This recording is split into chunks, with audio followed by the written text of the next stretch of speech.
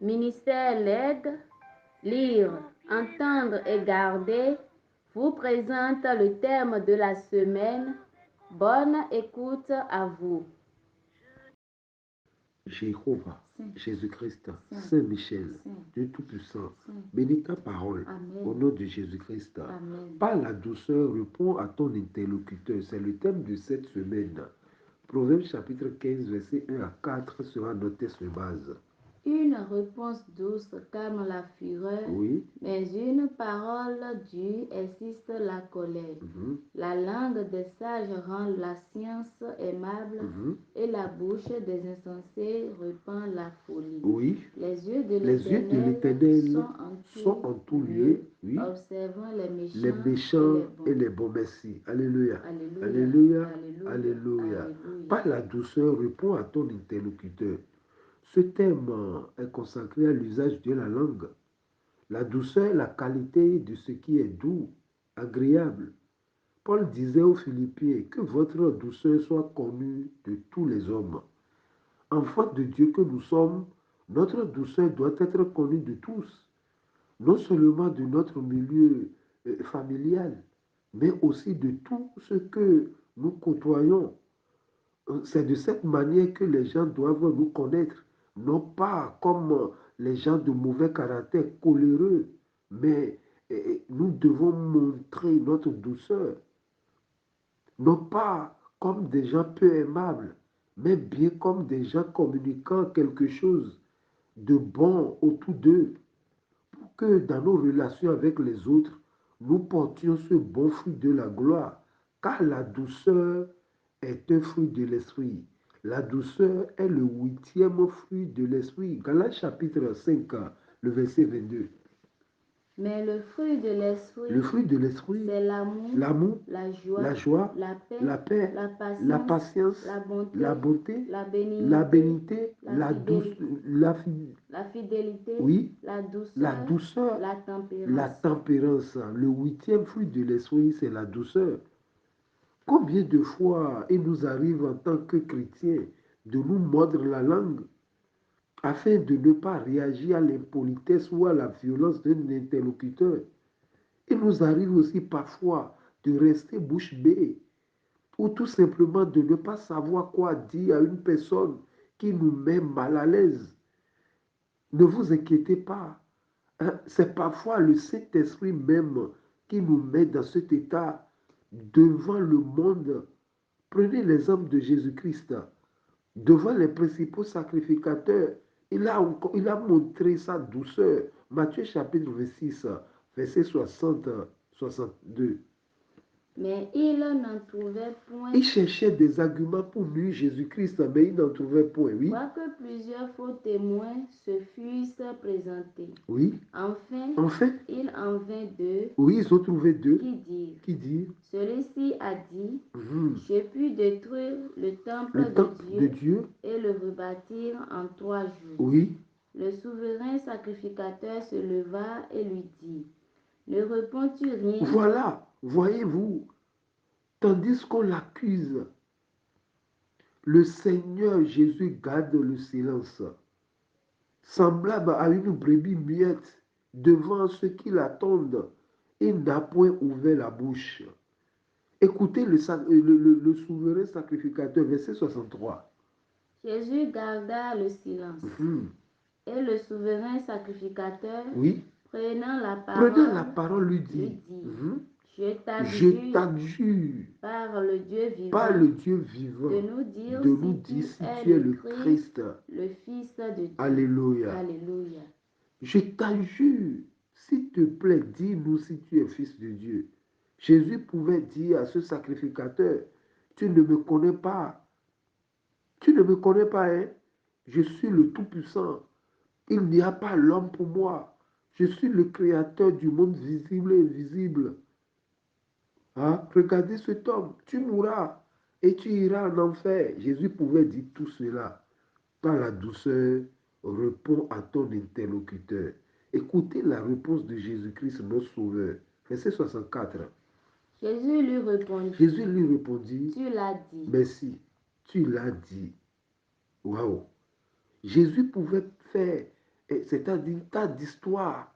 Jésus pouvait parler de sa venue dans ce monde. Jésus pouvait parler même de la généalogie du sacrificateur. Mais Jésus n'a rien, il a dit seulement, tu l'as dit.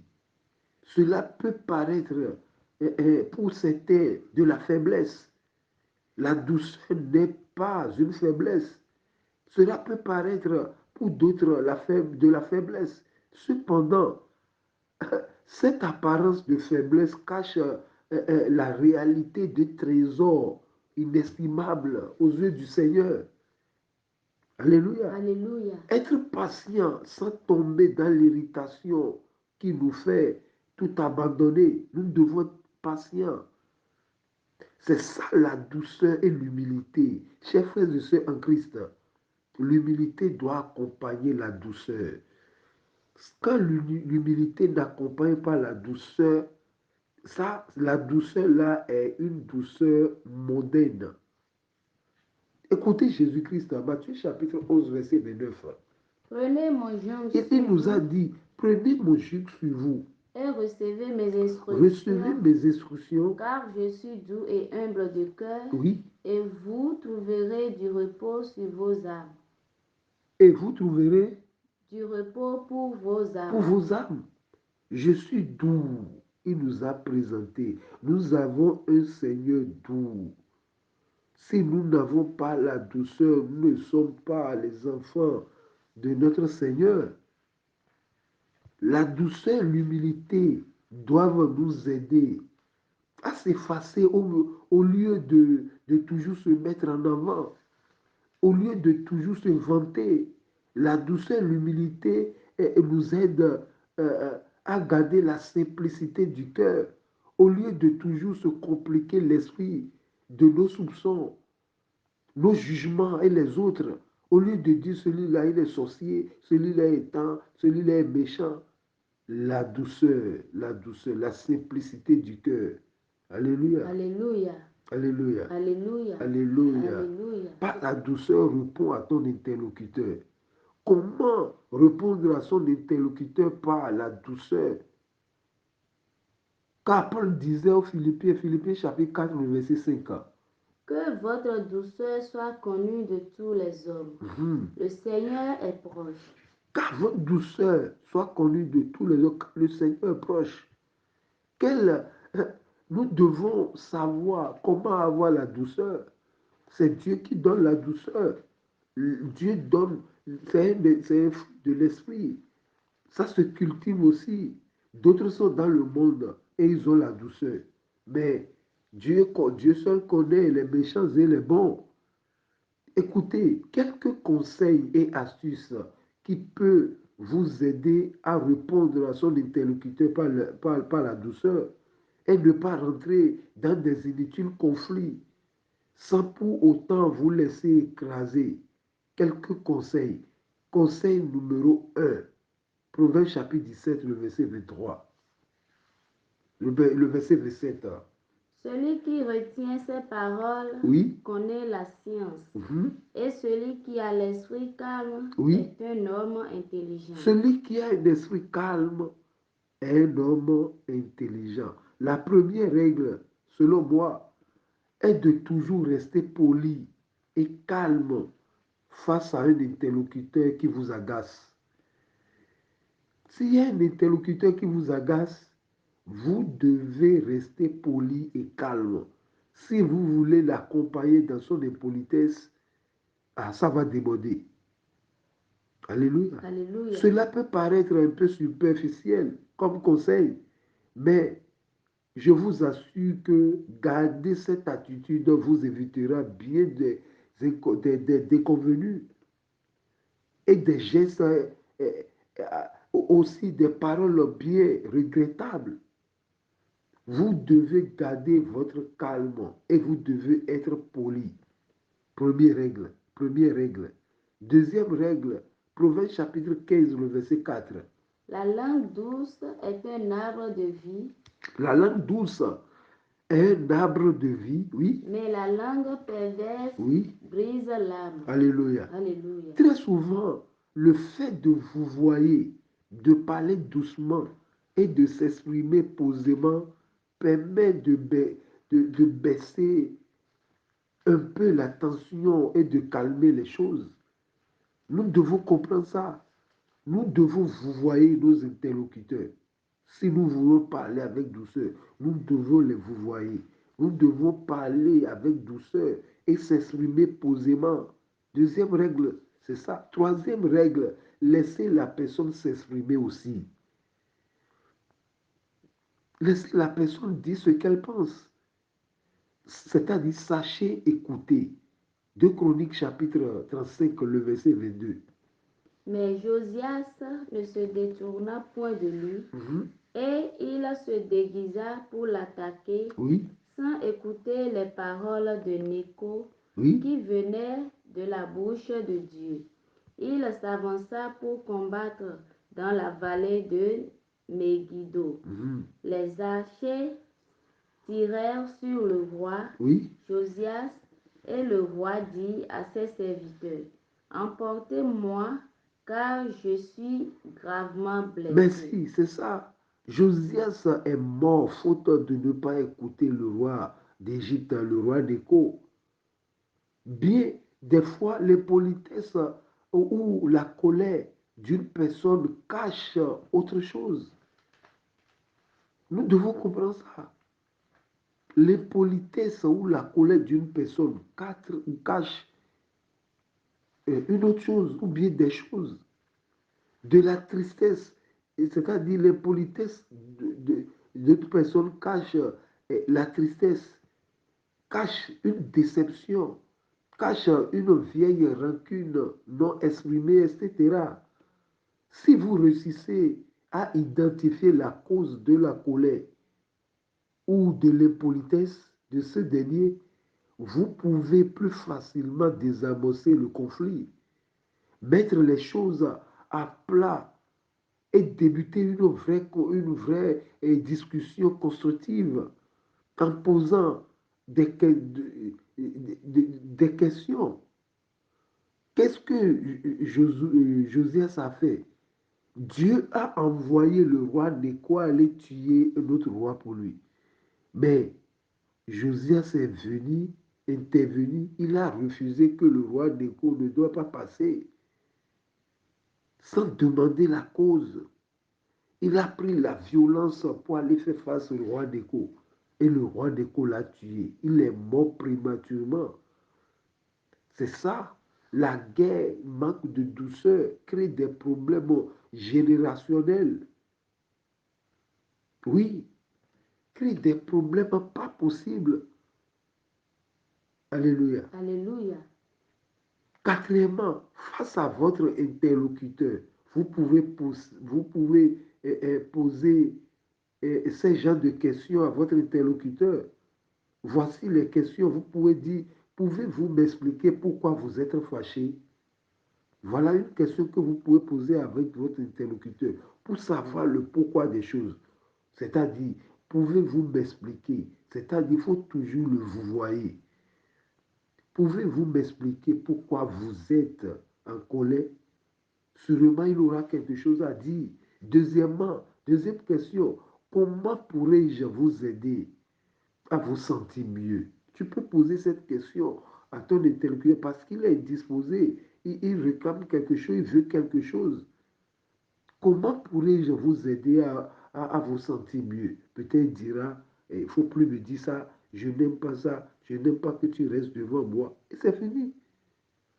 Troisième question, y a-t-il quelque chose que je peux faire pour vous soulager? Mais il peut te dire, voilà, il ne faut pas garer devant moi.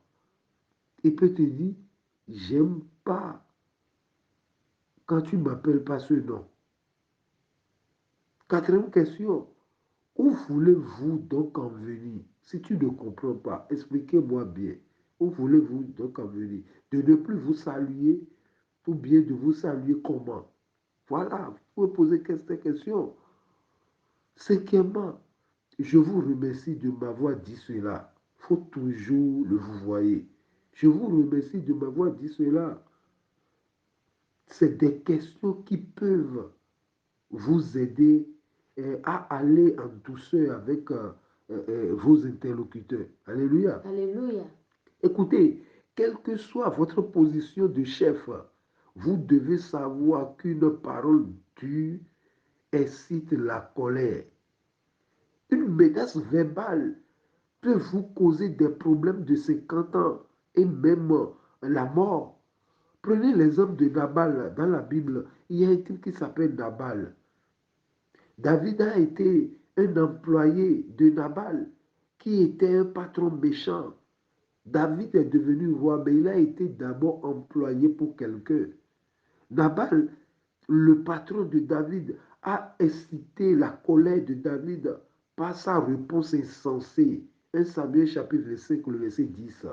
Nabal répondit aux serviteurs de Qu'est-ce qui s'est David. passé? David garde les troupeaux de Nabal dans la brousse. Et David, on l'a mis au courant que Nabal est en train de tondre ses brebis.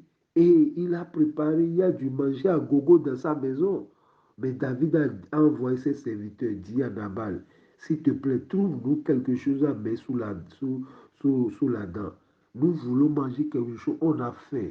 Trouve-nous quelque chose, si c'est n'importe quoi, trouve-nous. Mais qu'est-ce que Nabal a dit? Le verset 10. Nabal répondit aux serviteurs de David. Oui. Qui est David? Qui est David? Et qui est le Qui fils est le fils d'Isaïe? d'Isaïe? Il y a aujourd'hui beaucoup de serviteurs qui s'échappent d'auprès de leur maître. Quelle insolence! Quel égoïste! Oui. Et je prendrai mon pain. Écoutez ce qu'il dit. Mon pain, oui. Mon eau. Mon eau. Et mon bétail. Voilà l'orgueil, mon tosson, ma tassa, mon pain, mon eau. C'est plus de Dieu. L'orgueil peut te perdre ta destinée. Abraham a été doux. Il a vu les 3 anges, il les a accueillis dans sa maison. Et il a eu ce qu'il voulait depuis 25 ans, Isaac. Mais c'est ça, la douceur amène beaucoup de choses. Continue. Et mon bétail. Et mon bétail. Que j'ai tué pour mes tondeurs. Écoutez, mon pain, mon eau, mon quoi? Et mon bétail. Mon bétail que j'ai. Voilà l'orgueil. J'ai. Oui. Que j'ai tué pour mon tondeur. Oui. Et je les donnerai à des gens qui sont je ne sais d'où. Vous voyez l'insolence. L'autre, les brebis dont il parle, c'est l'autre qui les gardait. Regardez comment il parle des menaces. Il est en train de menacer David verbalement. Alléluia. Alléluia. L'égoïsme. Écoutez le verset 21. Verset 21. David avait dit. David a appris les paroles amères que Nabal a envoyées. Et David, voilà que David est en colère. Voilà et qu'il est en colère contre son employeur. Vas-y. David avait dit, c'est bien en vain que j'ai gardé tout ce que Mais cet homme a des brebis dans la brousse, je peux les tuer, manger, mais je n'ai pas fait ça. Je n'ai pas de salaire. Mais c'est en vain, je travaille pour lui, oui. Dans le désert, oui. Et que rien n'a été enlevé de tout ce qu'il possède. David n'a rien volé. David passait du désert. Et vous savez, même désert, il n'y a, a même pas de l'eau. Il souffrait pour cet homme. Voilà, cet homme-là dit, qui est David, fils de Jessé? Je vais donner mon pain, mon eau, que j'ai. Voilà que David est en colère. David a juré de tuer tout le monde dans la maison de Nabal. Mais il y avait une grande dame, une dame au cœur d'or, Abigail. Elle est l'image des chrétiens que nous sommes. Le thème nous parle. Le thème parle à nous, les chrétiens. Abigail nous a donné un bon exemple. Écoutons les stratégies d'Abigail. Le verset 23 à 26. Lorsque Abigail aperçut David, Oui. elle descendit rapidement Oui. de l'âne, tomba sur sa face en présence de David Waouh, quelle stratégie, et oui. se prosterna contre terre. Waouh. Oui. Puis, se jetant à ses pieds, Hein? elle dit, Elle dit, à moi la à faute. moi la faute. Voilà. Voilà une personne douce. À moi la faute, oui. À moi la faute, mon Seigneur. Hein? Permets à ta Permets à servante ta servante de parler à tes tes oreilles. Oui. et écouter les paroles de ta servante. Waouh. Que Oui. mon Seigneur ne prenne pas garde à ce méchant homme, Hein?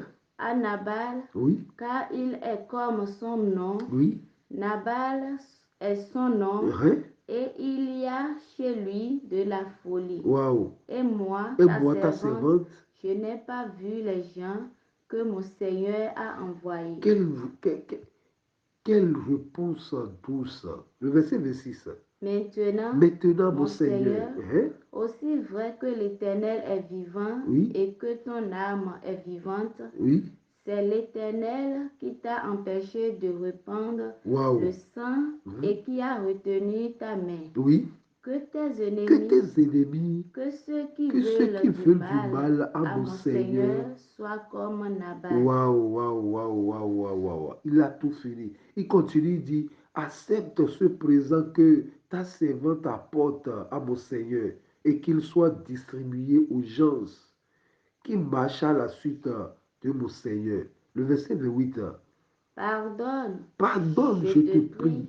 la faute de ta servante, Oui. car l'Éternel fera à mon Seigneur une maison stable. Waouh. Pardonne, Elle prophétise encore. Oui. car mon Seigneur soutient les guerres de l'Éternel, Oui. et la méchanceté ne se trouvera jamais en toi. Alléluia. Alléluia.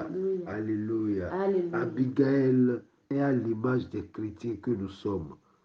Là où il y a la guerre, nous devons venir en tant que sapeur-pompier, pas encore d'enflammer, de mettre l'essence dans le feu. Dans les églises aujourd'hui, on enflamme la maison de Dieu au lieu d'amener la douceur. Quand tu ne peux pas aider un couple, tais-toi. Pas la peine d'enflammer encore. Pas la peine de diviser. Pas la peine de diviser pour régner. Alléluia. Alléluia. Pas la douceur. Réponds à ton interlocuteur. Par la douceur, elle a désamossé un homme en armée. Regardez, Abigail n'a rien amené comme âme, mais par sa bouche, elle a désamossé David. David avait été dans tous ses états. Voilà un enfant de Dieu, calme des situations désastreuses. Un enfant de Dieu, calme des situations compliquées.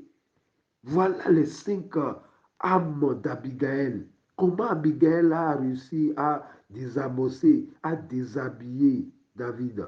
Premièrement, c'est la douceur. C'est la douceur. Et si Abigail aperçut David, elle descendit rapidement de l'âne, tomba sur sa face et en présence de David et se prosterna contre terre. Il y a la douceur, il y a l'humilité. Premièrement, la douceur. Deuxièmement, l'humilité. Troisièmement, la reconnaissance de l'erreur commise. Quatrièmement, le pardon. Cinquièmement, les présents. Laisse lu le verset 3-4. D'autres sont dans le monde. Ils n'ont pas connu Christ. Mais malgré ça, qu'ils sont des païens, ils ont la douceur. D'autres ont la douceur. Mais à l'intérieur de ces des hommes méchants. Ils envoûtent les gens. Mais physiquement, ils parlent douce. Ils parlent de façon, c'est-à-dire responsable ou humiliant. Mais au fond d'eux, le verset 3. Les yeux de l'Éternel sont en tout lieu, Oui. observant les méchants et les bons. Et les bons. La langue douce est un arbre de vie, mais la langue perverse brise l'âme. Verset 4. Oui. La langue douce est un arbre de vie, Voilà. mais la langue perverse brise La langue l'âme. d'Abigail est un arbre de vie. Voilà, parce qu'il a dit à David, je te prie, pardon, je te prie la faute de ta servante, car l'Éternel fera à mon Seigneur une maison stable. Alléluia. Alléluia. Alléluia. Alléluia. Alléluia. Alléluia. Nous devons comprendre que même Abigail a arrêté David de commettre, c'est-à-dire de commettre un meurtre. Parce que David voulait tuer tout le monde. Le verset 31, il dit, mon Seigneur n'aura ni remords, ni souffrance de cœur pour avoir répandu le sang inutilement et pour s'être vengé lui-même. Et lorsque l'Éternel aura fait du bien, mon Seigneur, souviens-toi de ta servante. Quelle vision. Alléluia. Alléluia. La douceur, la femme doit être douce.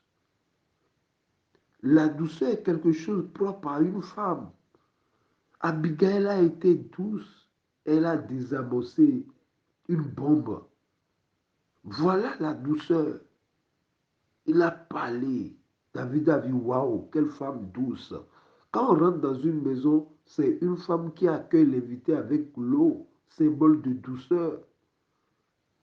Voilà. Les personnes douces jouissent d'une grande force, mais que cette force n'est pas apparente. 1 Pierre chapitre 3, le verset 4. Mais la parure intérieure Oui. est cachée dans le cœur. Oui. La pureté incorruptible d'un esprit doux et paisible qui est d'un grand prix devant Dieu. C'est d'un grand prix devant Dieu. Nous devons cultiver, nous devons chercher la douceur. En tant qu'enfant de Dieu, nous devons cultiver la douceur. Aujourd'hui, il y a des insultes sur des forats. On insulte les devanciers, on insulte tout le monde. Il n'y a plus la douceur. Soyez bénis. Amen. Au nom de Jésus-Christ. Amen. Jéhovah, Saint. Jésus-Christ, Saint. Saint-Michel, Saint. Dieu Tout-Puissant. Saint. Ta parole vient d'être libérée. Amen. Bénis les cœurs. Amen. Donne à tes serviteurs la douceur, Seigneur. Amen. Au nom et à l'amour de notre Seigneur Jésus-Christ. Amen. Amen. Amen. Au nom de notre Seigneur Jésus-Christ. Alléluia. Alléluia. Alléluia. Alléluia.